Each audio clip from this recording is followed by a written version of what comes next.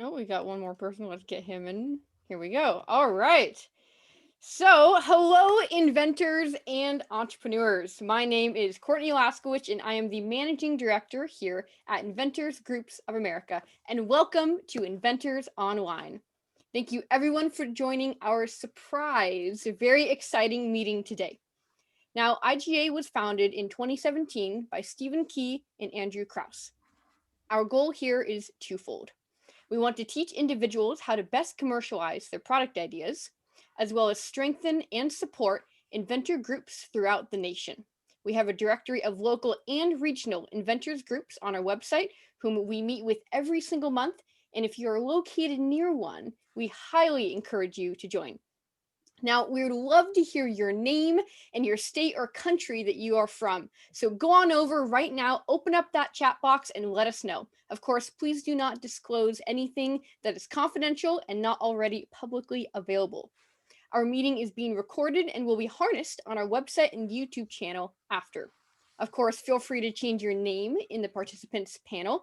Choose to be in speaker or gallery mode at any time on the top right-hand corner. And we encourage you to turn on your video, though it is not required. We would love to see you. We have placed the rules in the chat box up at the top as well. Now today, our guest speaker will be unleashing the secrets on how to design a great product and how to pitch to any industry and get interest fast with over 30 years of experience. Before we go any further, I would like to introduce our guest speaker of the night, the master of the hour, who has worked at SwimWays, Toys R Us, Hasbro, and Thames and Kosmos. He's brought his own ideas to life, including Millennial Monopoly, and has brought your ideas to life as a former inventor relations role. Get ready to get up close and personal with evergreen toy inventor relations pitching and product design expert, Ed Gartin. So great to have you on today, Ed. Thank you so much, guys. That was probably too much, Courtney. My head's now like swelling up. I hope so. And thank you so much, Ed, for coming here. Also, we have a bonus guest speaker tonight with 4 products licensed in the toy in-game industry within a 6-month period. Let's have a big warm welcome to pitching pro April Mitchell. Thank you so much for coming on today, April. Thanks for having me. And this is really special for me because I've learned a lot from Ed. He has taught me so much. So this is extra special to be here tonight. So I'm excited. Wonderful. Thank you so much, April. Now, do you as audience members have a toy or game idea you're working on and want to try your hand at pitching? We will be giving everyone a list of 50 toy and game companies looking for ideas. Now, how do you get that list? Why don't you just stay till the end and we'll tell you how. Now, is anyone new to Inventors Online today? If so, go ahead and flash your hands in front of the screen. See if we can see anyone here. It's new. Oh, look at that. Got quite a few here going through. We've got 9 different tabs of people here. Well, for those of you who are new, welcome, all of you newbies. For those here who are new, for the Q&A at the end, please type in your questions into the chat box, and we will pick a question and unmute you to ask that particular question. Please send your questions in early, and of course, for fairness of everyone, if you do get called on, please do your best to keep your questions short when we do unmute you. All right, now that that's all out of the way, Stephen, will you start us off and talk a little bit about Ed? Well, thank you very much, Courtney. First of all, I want to say that I've been watching April over the couple years pitching ideas. And I saw this idea recently and I looked at it and I was like, this is really incredible. I mean, I said, April, you've gone from, I think, kind of just starting out to be an amateur, but you're becoming a pro. And I think she was like, well, she's probably like, Steve, I've always been a pro, but she didn't say that. But what she was showing me, the presentation and her enthusiasm and confidence, I could tell something was happening. And I couldn't quite figure it out until she introduced me to our guest tonight, Ed. And she had mentioned that Ed had been helping her along the way. Now, I'm here to tell you that having a mentor or having a coach or having someone that's done it before is priceless. because your knowledge, your experience is going to accelerate if you have someone that can help you along the way. And I saw this and I was really dumbfounded. So April introduced me to Ed, and I was able to interview Ed on the YouTube channel. And if you haven't watched it, it's on InventRight TV. Please watch that interview, because I was so taken back, number one, by someone that was so giving, number one. And number two, he really knows what he's doing. And I said, like, you're like the leprechaun. You're like that guy we don't know who it is. It's like, we're inventors. We submit an idea to a company and we're like, what's going on? What are they doing with it? Are they ever going to get back to me? Are they even looking at it? Do they even have it? And I was like, here's the guy that does it. So I was really pleased to get to meet Ed. So Ed, thank you very much for coming on tonight at IGA. Thank you so much, Stephen. It's my pleasure, actually. And I see a lot of names in the chat box and stuff. Some people I know from the Wayback Machine, and even some friends from Asia and Australia and stuff. So that's great to see you guys tonight. That's wonderful. So I want to go real quick now, Courtney, just to make sure. You mentioned quite a few places that Ed has worked. I want to go through that pretty quick, because I think you have to understand he's got this resume of experiences doing quite a few things, but it's really about design. It's really about pitching. It's really about creating cool stuff. So the first thing I want to say, you started, Ed, tell us, you started at SwimWays, and what is that? And what were you doing there? Yeah, so at SwimWays, it's an outdoor recreational pool products company. And I was responsible for every outwardly facing presentation to the public. So from websites to marketing materials to product decos to packaging, the whole 9 yards, I was managing all the creatives at SwimWays. And we would, on average, release 40 new products a year, and about half of those were from Inventors. Okay. So next, though, you're there for what, 7 years? Was it 7 years you're there? I was there for 7 years, yeah. And now you jump over to where? Toys R Us. Is that Toys R Us? Yeah, Toys R Us called. They actually called me while I was in Hong Kong. And they asked me to come in and kind of help them with some products. It was someone I'd worked with before. And I mean, how do you say no to Toys R Us? Everybody wants to be a Toys R Us kid. So I went. Okay. I put in my notice in China, and 2 weeks later, I left China and went to New Jersey. And so you jump over, and the next company you work for that's no longer in business, but I thought was really interesting. Well, we'll do Hasbro next. So you end up at Hasbro. Now that's a really mega company now. That's like the big guys, right? The biggest. That's the. So what were you doing over there?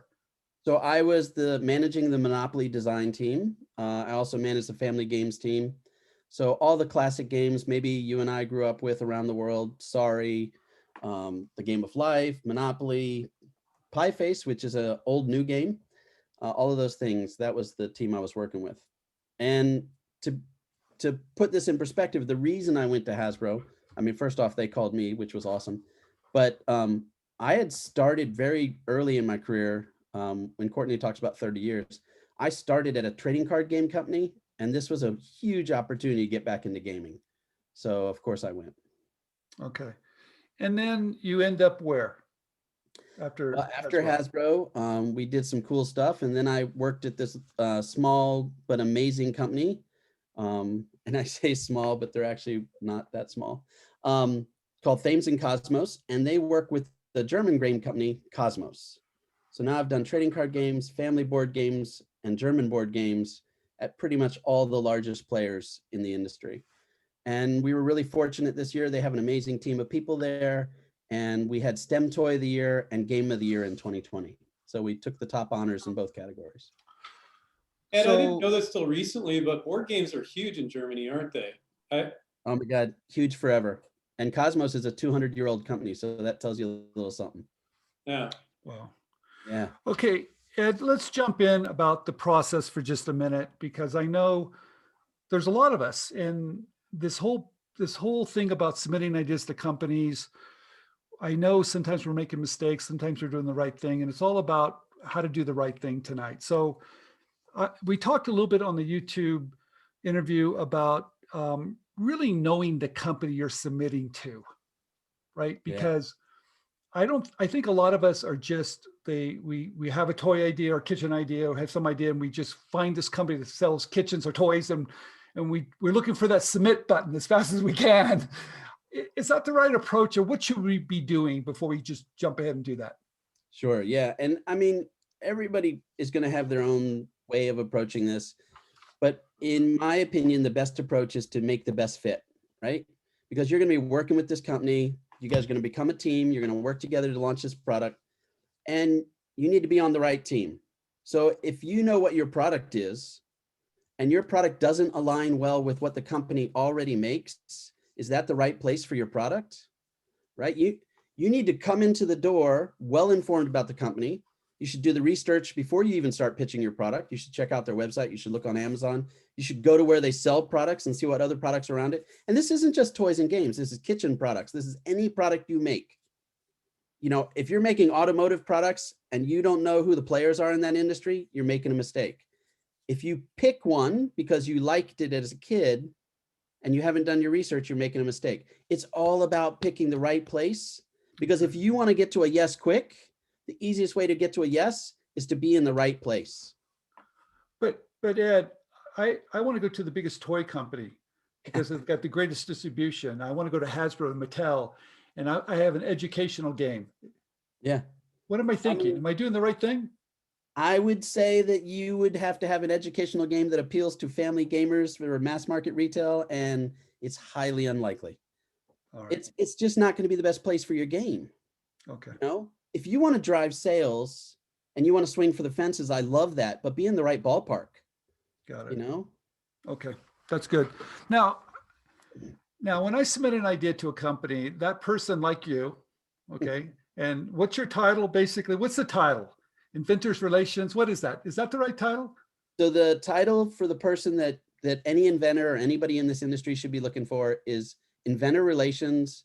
It might be Director of Product Development if they don't have that. That'll be a smaller company that doesn't have that, or the Marketing Director. But you want to shoot for Inventor Relations. Got it. Now, you said something that really kind of rattled me. You said that I'm here. You said, I'm fighting for you. Yeah. You said, when you send an idea to me, I need to champion it. I mean, you need to help me help you. What do you mean by that? Well, first off, like I said, you got to do your research, right? So if you know this company, you can walk in the door, you can say, listen, I've made this product. I know it's a great fit for your company. I've looked at your product assortment. This is going to be just a good seller for you, right? And bring the tools to help me sell it in. If you show up and you have a sell sheet, great. If you have a prototype, better. Looks like, works like. But you need to be able to demonstrate the gameplay. If you have a pitch deck that you can give me that you did some marketing research, you know, you've done some research and you put it in a PowerPoint or a PDF, or if your kids colored it with crayons, I don't care if it looks awesome, you know, and your kids are that super talented, but give me the tools to sell your game. Because if I'm excited about your game, I want to be able to turn around and go to the decision makers and get them excited. And everything you can give me to do that only benefits all of us. It's not a competition between you and me. We're a team. And the way that teams work is we help each other, and I'm going to try and get your game in there. Because you said if you're not successful, you might lose your job. I definitely will lose my job. If I make a bunch of bad picks and I bring in a bunch of bad products, they're going to say, maybe this guy isn't the right person for the team. That's a really interesting way to look at it. I was like, really? So you're kind of, you're batting for us. You're helping us. Yeah, I'm on your team. Got 100%. It. And inventor relations people, they have to take the wish list. They have to take the things that the companies are looking for, and they have to go out there and find them. And, you know, sometimes it feels like they're just talking to the people they know, but that's not it. The problem is you haven't reached out. You haven't become the person they know. Okay. They're talking to anyone they can that has a product that aligns with what their company does. Okay, so I sent it to you. I'm waiting, and everything's running through my mind. What are you doing with it? You're not talking to me. You're not giving me feedback. You're killing me here. So what's happening behind the scenes, and why should we be a little patient? What's going on? So it depends on the size of the corporation, right? We talked about Hasbro's, the Mattels, the Spin Masters. These larger corporations have a process, and they also have a million other things to do, right? They have a large product assortment. They're also putting out 40 to 200 items a year. So I'm bringing your item in. I'm super excited about it. You and I have talked, we really communicated and bonded over this item. And now I'm turning around and I'm saying, all right, I got to get the guys who are the decision makers in this category in the room so I can show them this amazing new product. Well, that may not happen the next hour or the next day. It might be Friday. You and I talked on Tuesday. So I can't even get them to say we kind of like it till Friday. And then they say, I want to give it to my team. I want my team to look at it. Suddenly we're into week 2, right? Now, as far as you're concerned, what's been happening, you don't really know. But we're in week 2 and the team's like, listen, we got a heavy deadline here. We got some products we got to get out of the way. We're going to play test this or look at it or review it on Wednesday. Now, I know from the outside, you think nothing's happening, but in a larger corporation, it's happening kind of as fast as it can. Okay. And it doesn't really happen that fast. So to Stephen's point, this is one of the reasons to look at a smaller corporation. If you can't wait long enough for a larger corporation to review your item, and April can speak to this a little bit. I mean, the patience required can sometimes just be challenging. Then maybe start with a smaller corporation, knock a couple of things out of the park with them, and move your way up the tier. But in a larger corporation, it could take weeks, but that doesn't mean that we don't communicate outwardly.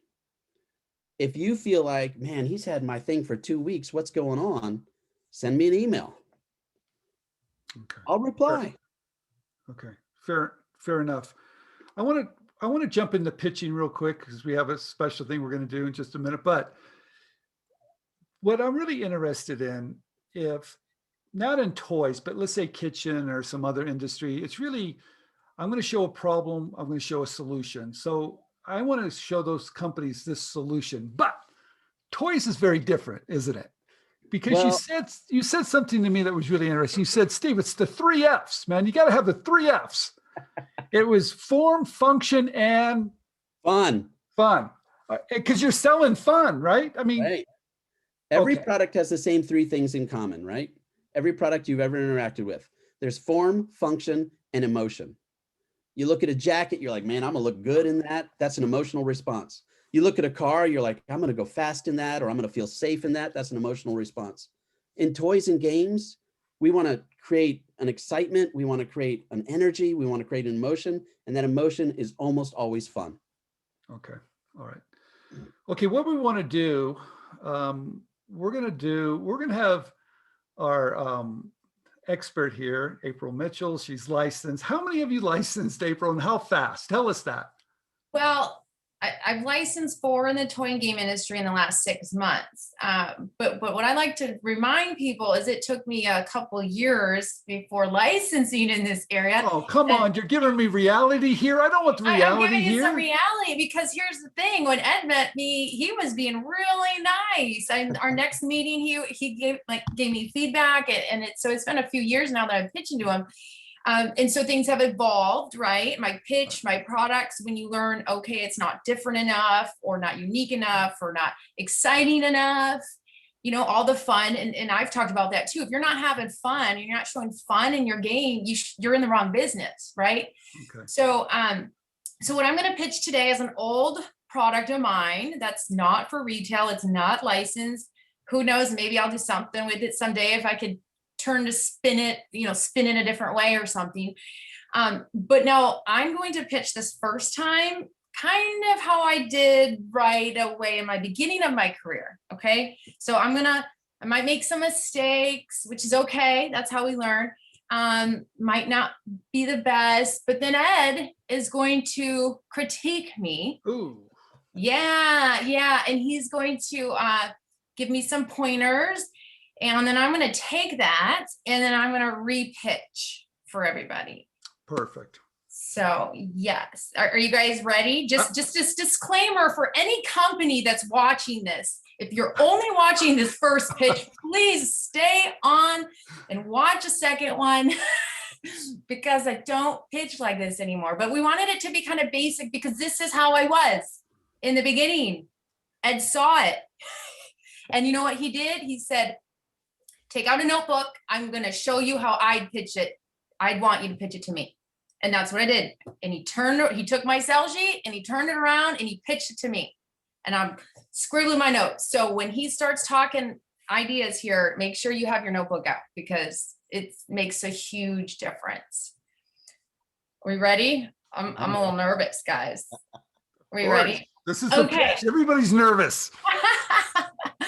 Okay, so Courtney's gonna put up my sales sheet. So I'm gonna just kind of pretend this is my first time meeting Ed, and he's gonna be a real nice guy to me. So, because he's that way. So, hi Ed, my name's April, and I have a really awesome game, and there's nothing like it on the market at all, like nothing. And it's super cool. It uses, it's a card game, and so this is how you play. Oh, look, you can't even see it. Sorry, guys. There's a little how-to, but it's a card game. Okay, so I've got my deck of cards here, and it comes with 50 game cards, and there's 5 tails, as you can see in the sales sheet. And you put the tails in the middle of the area, one less tail than there are people playing, and then everyone gets 3 cards dealt to them. And the whole idea is to make an animal with your cards. So here's my cards. This is Tailrific. See that cute little elephant there with the different tails. And on the other side are parts of animals, the head, the body, and his tail. Okay. And so you have to be the first one to collect the full body, all 3 cards you need. And so it's kind of like the game Spoons. Have you ever played Spoons, Ed? I have played Spoons. Yeah. Okay, so the first person, looks at the card. If they don't need it, then they pass it, and you go around until someone gets the card. And it's really cool because kids always want to pull on animals' tails, and you're not allowed to, but now they can, and it's okay. They can't get in trouble. So, Ed, how much do you give in royalty rates, Ed? Oh yeah. So let's start first with the product and see if I'm interested. Oh, okay. And then we can come back to that. So I love that you've got a game there that you're calling Tailrific, and so that's a great name. I can hold on to that, and I like your tagline, right? That's kind of cool. I'm not 100% sure I'm seeing the fun in this game. Right now I'm just not super excited about it. If maybe there was something more you could tell me about it. But it has tails, Ed. It has tails. I see that. They're fun. They're really fun. Yeah, I'm seeing those, and I see the idea that you're going to pull that tail. How many players is this game? So it's 2 to 6 players. And about how long does it take? Usually like 20 minutes ish. Yeah. Yeah. What age do you think are the kids that play this game? Well, I think if there's help with parents, they may be as young as 3 or 4, but definitely by themselves 5. You think 3 or 4-year-olds have the patience to play this game? If a parent's helping them, yeah, I think so. All right. So you've done your research. You've seen a game like this for 3 to 4-year-olds that parents help them play the game, and that happens a lot. There could be. There could be. Maybe. And you said there's nothing else like it on the market, but then you told me that it's kind of like Spoons. Oh, yeah, but I guess it's similar to Spoons, but it's its own theme. So it's its own thing. It's similar but different. Yeah, similar but different. Yeah. Right on, right on. Mm-hmm. Yeah, so I think at this point I'm gonna pass on the game. Okay. Because I'm just not seeing where the fun is or the excitement is. It feels like it's more about animals than it is about fun. And while animals are cool, I just don't think this is a great fit for our company. Okay. Well, if you change your mind, just let me know, and we can work something out. That sounds great. Why don't you just leave the sell sheet with me, and if I change my mind, I'll give you a ring. All right. Thanks, Ed. You're welcome. Well, All right. That went well. You guys think that's a joke, but I think that was 2019, 2018. I don't know. Just relived history. Oh. And I can say that because today I am so super proud of what April does today. Like, she's shown me some other games. She's pitched me some other games. And I think it takes a lot of confidence to go back to where you were so that she can help you guys learn today. But absolutely, like, today she is just light years ahead of that. Thanks. So I would love it if you'd pitch that to me again. Okay. I'd love it if you'd tell me the name, the tagline, which I thought was fantastic that you didn't even mention. Oh, I didn't even say that. Yeah, Okay. and I think you Okay. did some good, like you put that together, so there was good ideation there. I would Mhm. love it if you'd tell me like the target market. So this is animal, blah, blah, blah. Who designed it? Well, who's it for? What kind of game is it? You're saying it's for 3-year-olds, but it feels more like a children's game than a preschool game. And even Yeah. preschool kind of starts at 5, Right, right. you know? I would love it if you tell me how many players. I want you to set me up for success so I don't keep thinking about all the stumbling blocks Okay. or try to work these problems out for myself Mhm. so that I can just focus on the gameplay. So like, it's this game. It's a children's game. It's 2 players or 5 players or 6 players for 5 and up. And then tell me about the game. Okay. All right. Are we ready? I'm ready. Do it. Yeah. 1 second. 1 second. Oh, wait. Something's about to Oh, wait, happen. you can see me. What is about to happen? Oh, wait, 1 second. Wait, 1 second. 1 second. Let me share my screen here. 1 second. 1 second. I love everything that's happening right now. We can still see. Okay. Oh my gosh! Ed, do you see it? I do. It looks like a water buffalo. Do you know what it is? A water buffalo? No. I'm not sure I know, but maybe if I would have played Terrific, I'd know what that animal is. Courtney, will you please share my cell sheet? Ed, tell me, do you like animals, Ed? I love animals. Do you? What's your favorite animal? Right now, my favorite animal is a, I think it would have to be a kookaburra. Ooh, a kookaburra. Do you know where those are at? Where'd those come from? Yeah, Australia. Oh, Australia. Okay, interesting. Well, what I just showed you, can I have the cell sheet up? I'm sorry. What I just showed you was actually a Cincinnurus, which is also known as an African buffalo. So you were close. This is a water buffalo. So I am super excited to share with you Terrific, a wild game of animal matching and tail snatching. Everybody loves animals. And this is a fun way to learn about new animals in an exciting way. Here, this game is for players, 2 to 6 players, ages 5 and up, takes 15 to 20 minutes, depending on how many players you have. The whole idea is it's a learning resource game to learn about animals in different parts of the world. So not only you're learning, but you're having fun doing it. And bonus, there's tails involved. Okay, check this out. We're gonna play right now, Ed. Are you ready? I'm gonna deal you in. All right, I've got my cards here. Okay, so let me deal you in. And here you go. Ed, you got a black rhino. Normally I wouldn't see your cards, Ed. Okay, so every player is gonna get dealt 3 cards. And there's gonna be tails in the middle. One less tail than people. Okay, so here's your cards. You got a zebra, a black rhino, and a wild dog. Awesome. Now, I have, not that you would normally ever know, but I have an antelope, a wild card, and a white-backed vulture. And the whole idea is to match 3 cards so you have the head, the body, and the tail of the animal. Are you ready to play? Absolutely. Okay, so you're going to take the card from the top. Do you need this card? Do you remember what you had? I do need that card.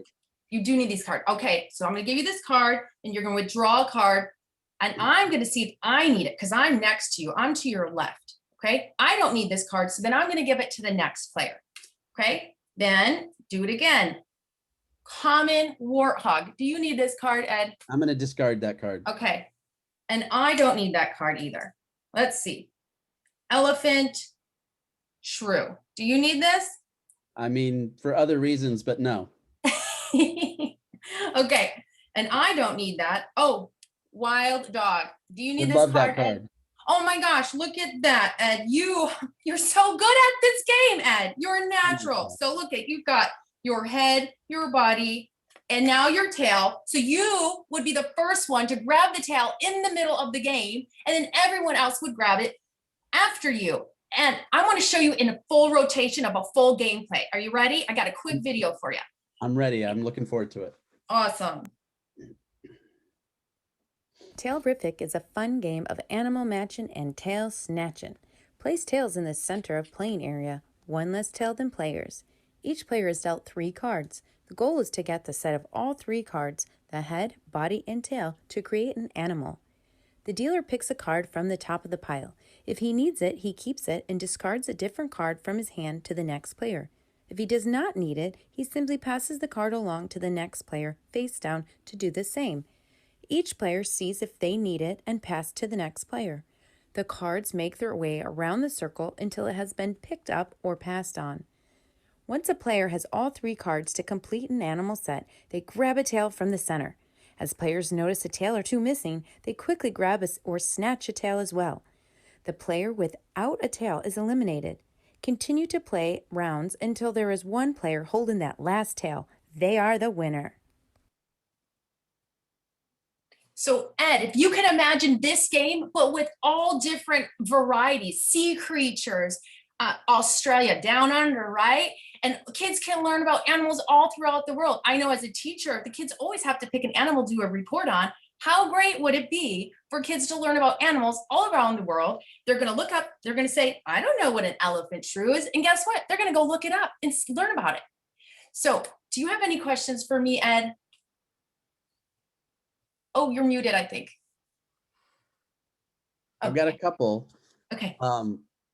So are all those animals coming in the same game? Australian, ocean, all these things? No, they would each be a different set. So this Tailrific is the African Savannah edition. So you would have different editions. So it could be a whole product line of different editions for you. That's pretty cool. And what retail price point? Like, do you have any idea how much you think this should sell for? Yeah, so because of prototype, I had to make fabric, but I think this could be made out of some very small, even smaller little plastic tails and put in a little case, all of them lined up for about $8.99 retail price. Wow, $8.99. That'd be pretty good. All right. And then where do you think, like, what retail space do you think this could go into?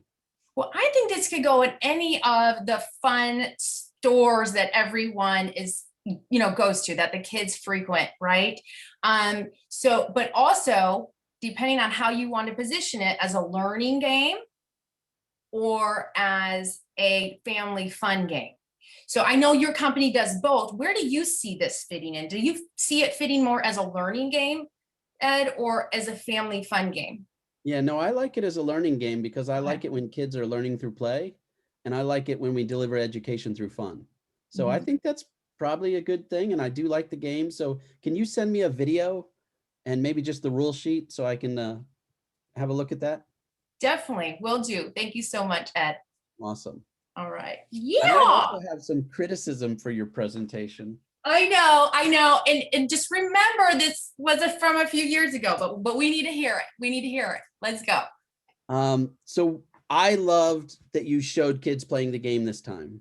That was great, right? So I could see the game in action. I love that it was dynamic, unlike the sell sheet. I think a lot of us during the pandemic and moving forward, we're going to be doing Zoom calls. So it makes it very easy to show videos.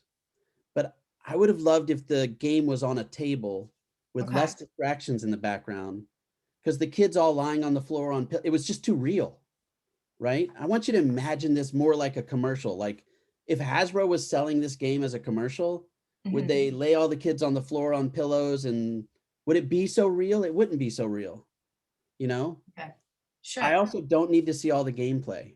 I just want to see the fun.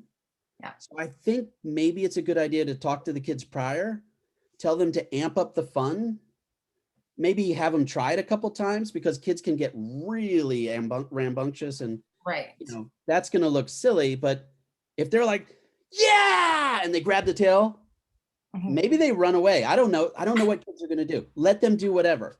But by putting it on the table, I can see the game and I'm not distracted by the background. That makes sense. And I think exaggerating the fun is absolutely okay. This is a pitch. Right. So this isn't real life. We know this isn't real life. Maybe your prototype isn't maybe it's more complicated and it doesn't work. It's a looks like, and you just have to pantomime or act it out. I still want you to act out the fun, Right. you know? And personally, I find it very helpful to imagine it's a real commercial on TV because it helps me kind of imagine how I'm going to sell it to the company. Mhm. And, you know, how's it different? So don't show me the whole gameplay. Show me the moments of excitement. Make sure I can clearly see the prototype. And then make sure that I kind of see the moments where it's different. I understand what the point of view is, what the unique selling proposition is. Mhm.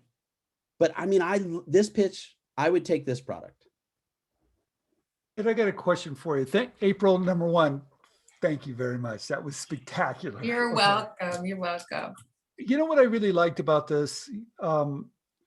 Number one, I like that you got in costume, you got in character. I thought that was just amazing. I also like that you showed the video, which is really cool. But the thing that really, I think is really interesting, and Ed, we talked about this before, you just gave feedback. How important is feedback now, and what do you do with it? Does she go back, retweak it, resubmit it, or you say you like it? Do you want to see anything more? How important is that feedback to come back to help that inventor to help you? Yeah. So again, I'm just going to come back to team, right? So first off, in this industry, we understand that we're not the only person you're talking to.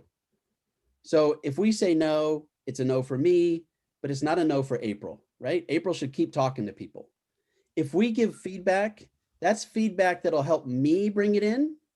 Okay. But, you know, I always say, be flexible, be adaptable. One of the stories that you and I talked about, Stephen, when I was doing Monopoly Millennial with the Walmart buyer, right? I got on the phone with a bunch of ideas. She hated them. These were exactly the ideas that she asked for, right? Or we believed we had interpreted it the right way. We started talking. I started talking about trends. I started talking about her customers. I started talking about all these things I thought I understood. She said, you're right there, but this isn't right. This isn't right. And we brainstormed, and I adapted to what that company wanted so that I could cash that ticket and get a yes. Okay. And if in the moment they give you feedback and that's the company you want to work with, then I think it's pretty important to listen. Okay. Okay. You know? Because it's really, you know, I think what sometimes we're a little surprised, we get the feedback, we make some changes, but even though we made the changes, you still are going to work with that inventor, right? I mean, they still brought it into you, right? Even though there's been changes. Is that correct? Yeah. I mean, honestly, we bring it in, we're going to make changes. It's been very rare that I've seen a product come in the door and go out the door exactly the same way. Okay. And, you know, there's communication. We're not making changes and then suddenly you're like, wait, that's not my product. All right. You know, we're talking, but maybe some trend pops up. Maybe April shows me Tailrific and suddenly there's this crazy trend for not just tails, but hooves or animals or, you know, there's a pivot point and I say, hey, April, I love Tailrific, but it would be funnier if it was this. Got it. You know? Okay. Very good. Hey, I wanted, April, thank you very much, by the way. Thank you. Ned, thank you very much, Stu. Very well done. Okay, I want to talk a little bit about how to come up with ideas, because you shared something with us earlier today that kind of surprised me about having the passion for the category you're inventing in. Could you explain, tell that story? Because it really hit home to me, and you can tell that passion someone has by that example. Yeah. Well, I think, so one of the things is if you're not inventing every single day, what are you doing, right? You should be brainstorming, working on a prototype, play testing a product, putting together a pitch, pitching a new idea, pitch the new idea to your family, pitch it to people you don't know, pitch it wherever, but get your pitch all squared away. And like, if you're not excited about doing that stuff, if you don't wake up in the morning and say, this is where I want to put my time, then maybe you're putting your passion in the wrong. I'm not saying you shouldn't be inventing, but maybe you shouldn't be inventing in that category. You know, start with an area you're passionate about, in a category you're excited about inventing for. And if you're designing a game for sports trivia because you think that's the hottest thing since sliced bread, but you hate sports, what are you doing?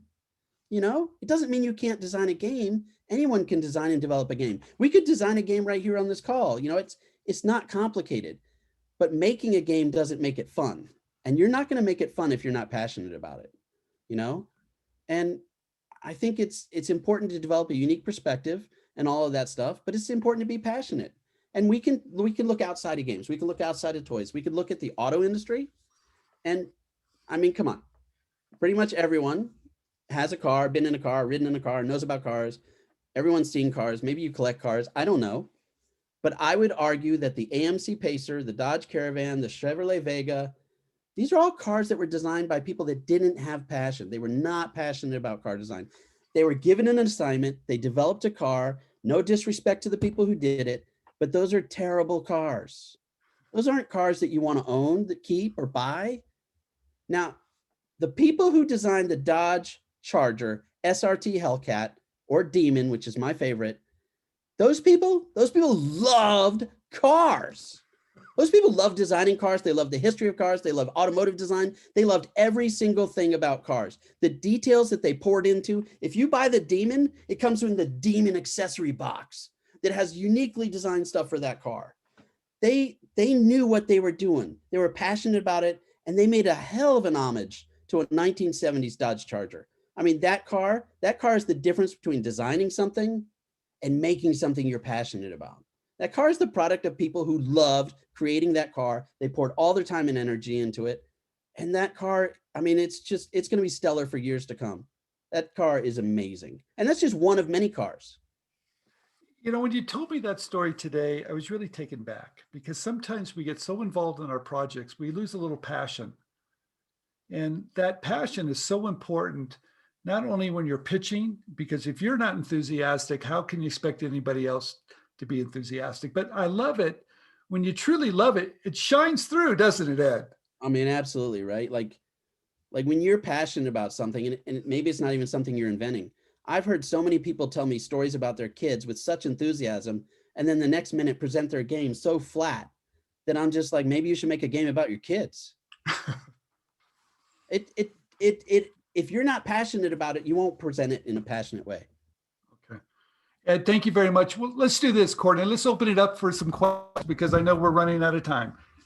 Yeah, let's do it. We've got our first question here by Christy Wall.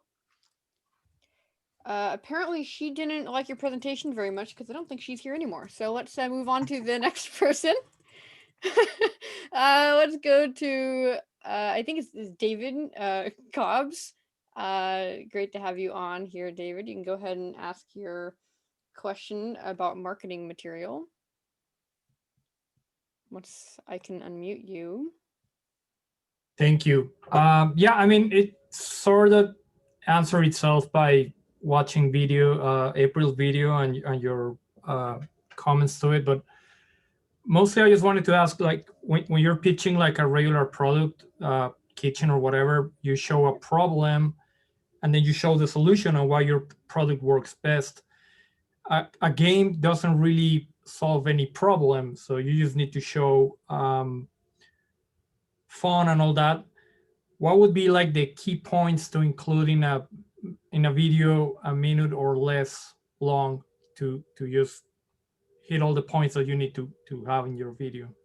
For a game or a kitchen product? No, for a game. I was just comparing to a kitchen product, which is easier to show in a 1 minute long video.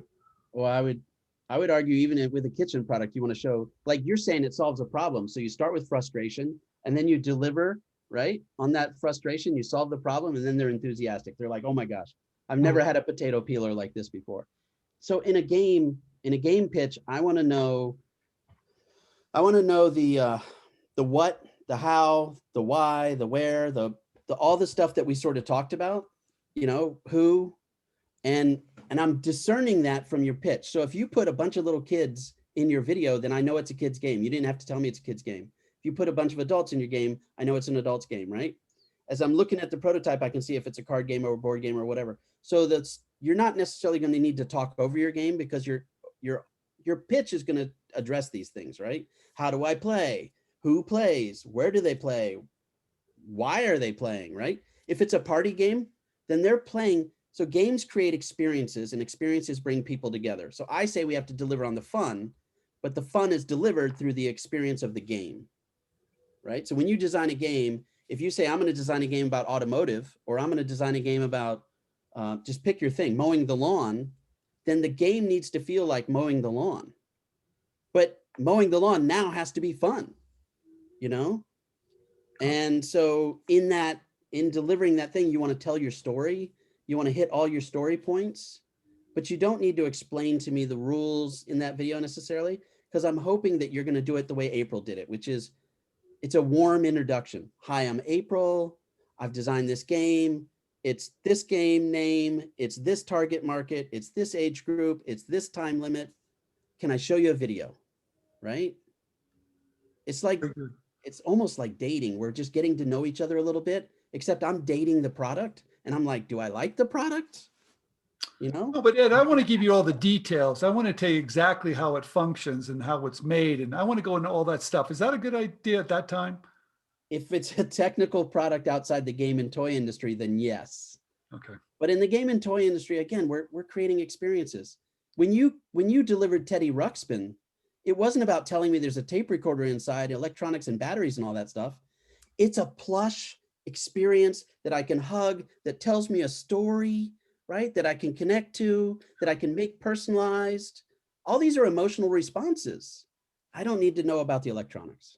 You know, there's one thing I want everybody to really, I think Ed really hit the nail on the head here. You're telling a story, and it's a story that people can identify a little bit with. It's a story that creates some emotion, right? And I don't care if it's a toy or it's a product that, you know, washes your dishes better. I don't care, but you want that results. Hey, this is what you're doing for me. This has a wow factor. I want that. I think that's really important. And I think it covers every industry. I want that. I want to have that fun. I want to have that play. I want that. Or Yeah. I want that great experience to get my dishes a little bit cleaner or something like that too. So, yeah. All right, Courtney, what else you got? I want to say to some people, like April showed us a video today in a Zoom call, but you can bring a laptop, you can bring an iPad, you can just be creative. You're creative people. If your product requires a video, figure out how to get the video there. Okay. Well, let's talk about that. Most of the time, you're not presenting in person these days, or even before COVID. Most of the time, most inventors, they're sending a video. And that I wanted to talk about that real quick. I mean, it's definitely harder. I've found that there are students that are at other company, they find it a lot harder to sell fun with the board game because they get into all the rules and the details and stuff than a potato peeler. That it's harder. April's gotten good at it, but April, you've licensed both the non-toy and toys. Would you say non-toys are a little easier? Yeah, what's the difference, April? Well, Yeah. I think it's easy to show the problem and the solution. It's very simple. And I think Right. with a game, you have to figure out, like I was talking, how much to tell them, how much is enough? Are they going to get it from this amount? And then show an excitement. I mean, I'd seen a recent video of mine where you could see the excitement more. Again, this was you know, a couple years ago. So to show the amount of excitement and not go overboard and get that interest. And then, but I find that people want to know more than they want the rules, right? And they want more information or to test play it and then see if their experience is the same as it was on the video or more. Do you bring the same enthusiasm with the kitchen product and with the game? I can all day, twice on Sunday. I think you need to try. Otherwise, like Ed said, why are you inventing it? If you're not excited about your new potato peeler, why are you doing it? Yeah. And I also want to say, like April said, we want the rules, we want the prototype to play test. That's the second step for me. The first step is to sell the concept. And then I'm going to say, hey, can you send me something so I can play test it with my team? Hey, can you send me the rules so I can read those?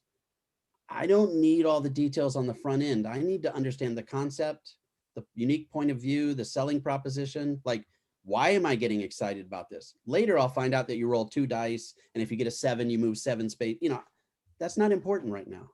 Unless that is the key component that makes your product unique, then tell me about the dice. And is it safe to say that you want them to show you how you're going to sell it? I mean, it's safe to say that if they can't sell it to me, how do they think I'm going to sell it internally? So And every little thing that they do to support me, I'm doing to support them on the inside Got as it. an inventor relations professional.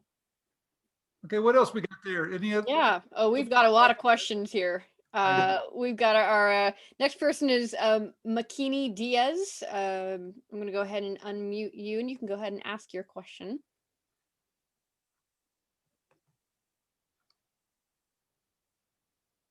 How much time do we have, Courtney? It's 3 till, but well, we might be able to go a little bit after. All right, I want to sneak this in. So a lot of you have already reached out to me on LinkedIn to ask me questions. Some of you have just reached out and hit connect.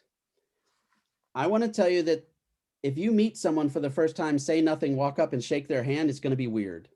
And I know everybody has a different technique. But for me, when you're introducing yourself to me, I don't want you to sell me something. I don't want you to tell me something. I want you to kind of like introduce yourself. I want you to say, hey, Ed, listen, I saw you on that IGA thing. That was fantastic. I really love your point of view. I'd like to connect with you on LinkedIn. Hey, Ed, I see that we share 34 connections. I'd love to connect with you on LinkedIn. Hey, Ed, but if you just hit connect, I've got 42 people in my thing right now that I'm just ignoring because all they did is say connect.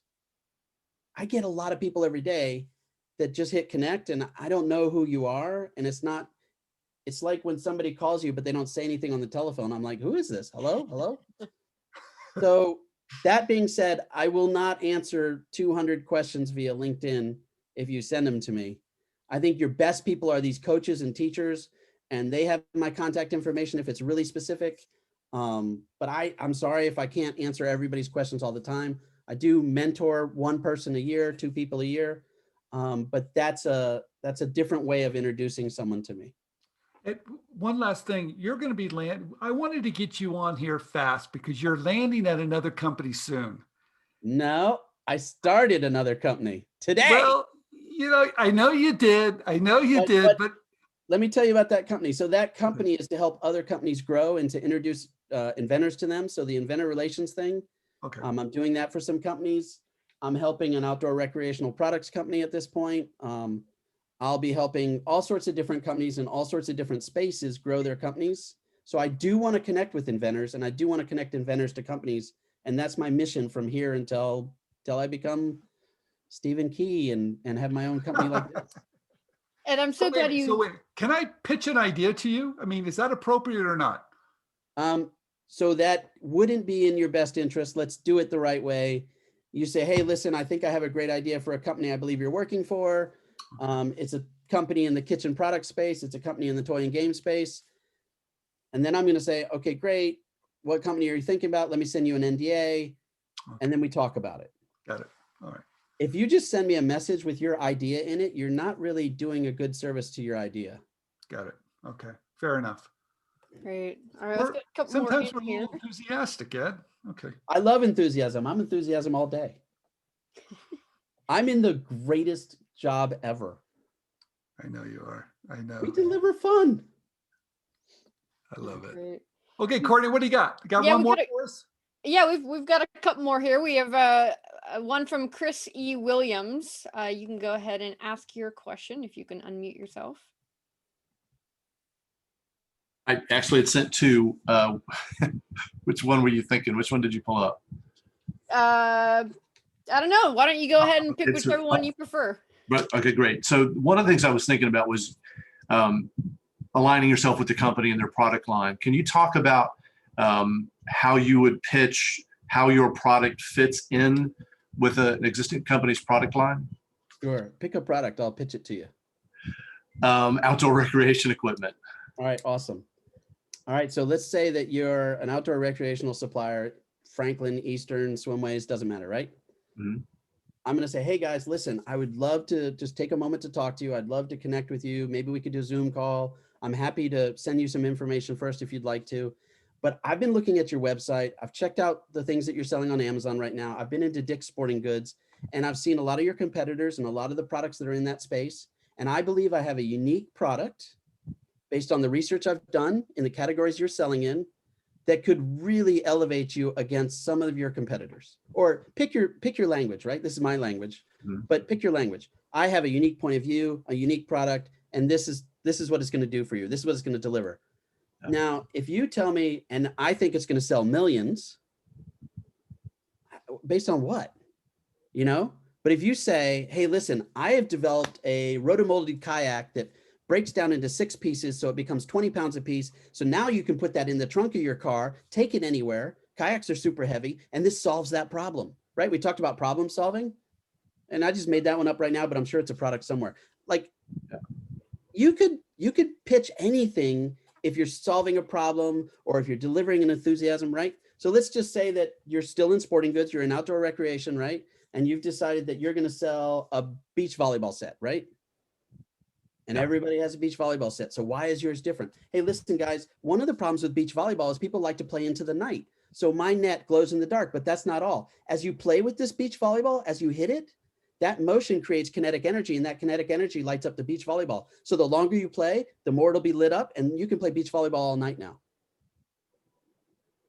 You know what I really like what Ed just did there? He pitched the benefit of an idea. He hasn't shown them a prototype. He hasn't filed intellectual property. He hasn't done any of those things, but he's got some interest, and he's dangled the benefit of an idea to say, hey, are you interested to make that connection? Brilliant. Right. I love it. And sometimes we think we have to go, I have to do this. I have to do this. I have to do this. I have to do this. And I don't even know if the benefit is strong enough. And I love what you just did there. I think it's brilliant. Thank you, sir. Right. And I'm just making these things up. Like, these are just ideas. I say to people that I have 40 ideas a day, and people are like, I don't know if you do. They're not all good ideas. They're just ideas. I write them down. I pick one. I take action on it. But you guys have 40 ideas a day. You're just not recording them. You're just not collecting them. Can we ask one thing about that for just a minute? No, Ed, I'm waiting for inspiration to hit. Okay. Am I going to be successful with that method of coming up with ideas? Or do I have to really work at it? It's a muscle. I got to stretch it. I got to keep on creating. I got to set a part of each day to be creative. I mean, how serious should people be about that creative process? Well, I guess, is it your hobby, or is it something you want to be successful at? So I protect my creative space. I know that when I wake up in the morning is one of my more creative times, between the moment I open my eyes, through the dog walk, through the shower, first cup of coffee. But as soon as I open an email, that energy leaves me. As soon as I start doing business work, that energy leaves me. So I protect my creative space. I try not to book early morning meetings. And I also know that I'm very creative from 3 on. So in those 2 spaces, I put my most creative things that I need to work on. And, Stephen King famously said that if you're not writing 4 to 6 hours a day, if you can't find the time for that, how do you expect to be a good writer? Right? So if you're not trying to invent every single day, if you're not taking a water bottle and saying, oh, I see a problem there. If you don't, I have a mobile phone, I dropped it on the ground, it broke. How do I solve that? All the things that can cause inspiration in the category that you're passionate about, you should be working on every single day. I love it. That's great. Real briefly, we have just one more question here before you wrap up and do a couple of things.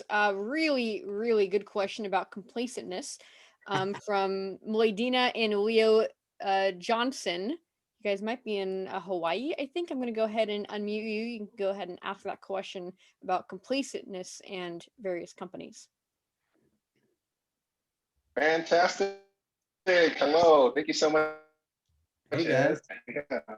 Outstanding pitch. I felt that. Yeah. But I was kind of like, we're just getting into this, and it's good to know just the general alignment of that pursuit of the kind of profession these days. And is there a sense that there is, you say, because you're definitely experienced, is there like a complacency in that profession of providing vision and for the product, or is it mostly they want to be sold and they want to feel it like how it goes? It's like how much has complacency of being that, or if you think about this, right? People on that team see an idea and they start blowing it up and they start taking it away. Does that still exist at this level of introducing products, or is it more subtle where we really want to sell that person like all the way and not really take it that much time and run, as aggressive? Yeah. So I'm going to repeat what I think your question is, and then I'm going to answer it. So you're asking if in the industry there's a level of complacency where people are just sort of willing to look at your product, but they're not getting enthused. They're not getting excited. And maybe they even take a break. They're like, you know what, just hang out here. I'm gonna go get a cup of coffee. I'll come back. All of that is disrespectful. Okay. If they've booked 30 minutes with you and that's how they treat that time, they don't respect that time. And that's maybe a company you don't want to work with, right? But I would say that you need to sell your product in an enthusiastic way where somebody's like, Sunday, Sunday, Sunday, you get the whole seat, but you only need the edge. You know, like I want to feel like Monster Truck Rally. I want to feel like passion, right? Mhm. And so if you're not delivering on that, why do you expect them to deliver on that? Okay. Now, the industry has been shifting over time, and there are some people that are in the industry that are used to a different way of doing it. And maybe that's just not a great fit for you. You absolutely need to find, so everybody's not going to be me, right? I have enthusiasm all day, twice, you know.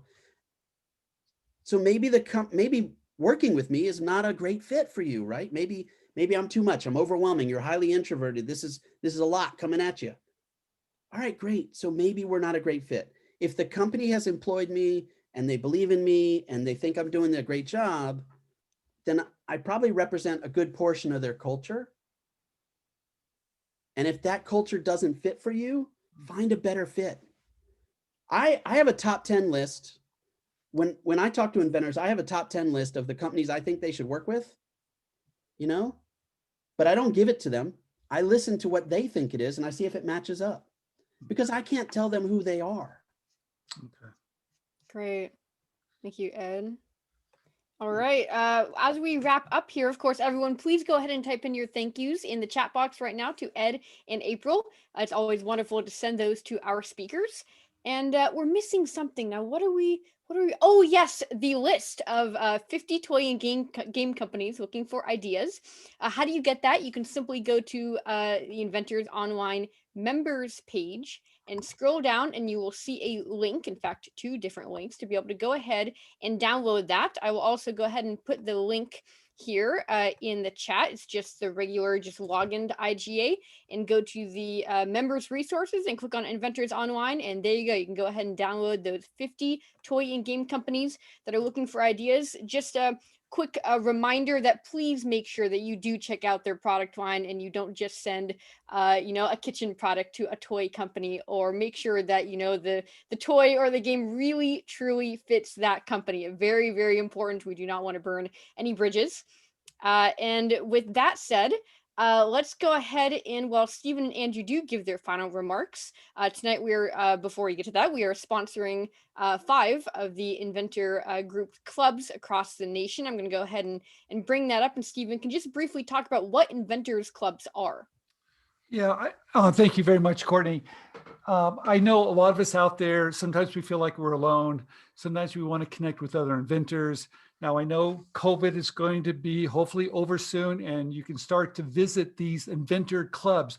They're all across the country. That's a fantastic opportunity for you to meet like-minded and fellow inventors. There's one in Arizona, Les Laura Myers, of course, George and San Antonio. They're everywhere, almost in every state.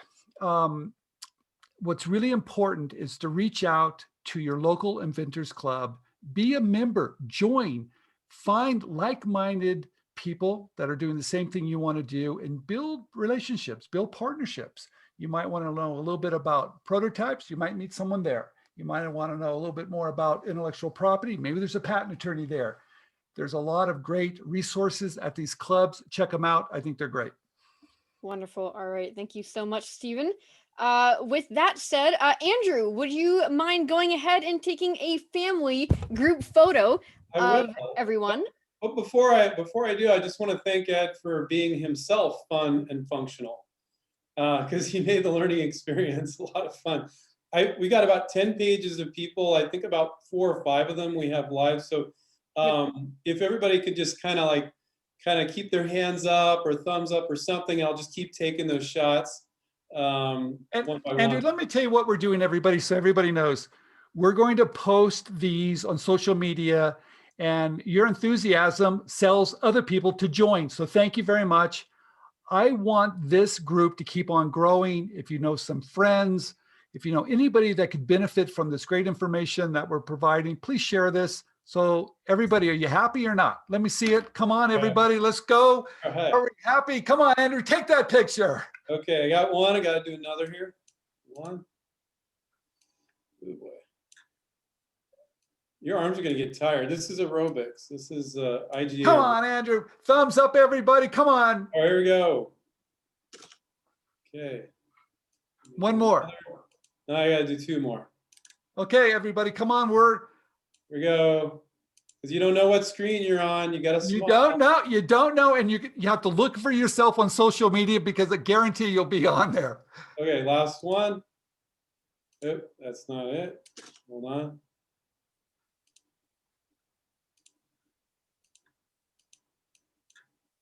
Taking a screen capture of the screen capture. Okay. Hold on just one second, guys. You're killing us, Andrew. You're killing us. Oh, I need different screen You're capture killing us. software. One last one, guys. Here we go. 1, 2, 3. There we go. Okay, I got them all. All right. Thank you so much, Andrew. Ed, just in April, any final thoughts before we go here? You are muted, Ed. No, you don't have to tell me. I think that everyone is creative, and I think that all of you know that you're creative, and I think that you can be super creative sometimes. So find the super creative space and make awesome stuff. Great. In April? I would say give yourself some grace, because we all start somewhere. And with that, make sure you put yourself in a position so you are growing and you are learning. And that's what you guys are doing here today. So keep going with that.